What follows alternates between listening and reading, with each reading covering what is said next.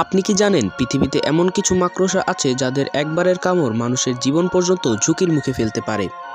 অনেকেই মাকড়সাকে শুধু ছোট পোকা ভেবে ভুল করে, কিন্তু বাস্তবতা হলো কিছু মাকড়সার বিষ সাপের বিষের থেকেও ভয়ঙ্কর।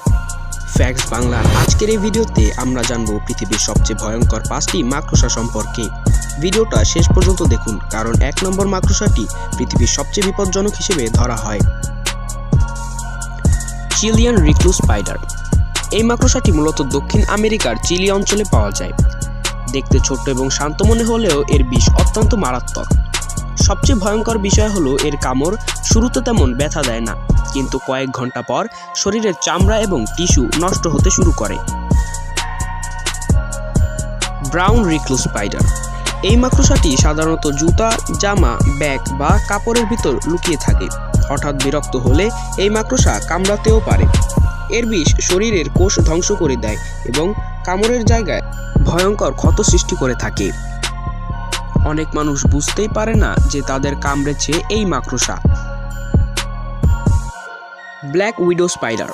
কালো রঙের এই মাকড়সাটির পেটের নিচে থাকে লাল রঙের চিহ্ন। এই মাকড়সার বিষ মানুষের স্নায়ুতন্ত্রে আঘাত করে। কামড় দিলে প্রচণ্ড ব্যথা, পেশিতে টান ও দুর্বলতা দেখা দিতে পারে। যদিও চিকিৎসা থাকলে মৃত্যুর ঝুঁকি কম, তবুও এটি অত্যন্ত বিপজ্জনক। Brazilian wandering spider. এই মাকড়সাটিকে বলা হয় পৃথিবীর সবচেয়ে বিষাক্ত মাকড়সা। এটি মূলত ব্রাজিলে পাওয়া যায়।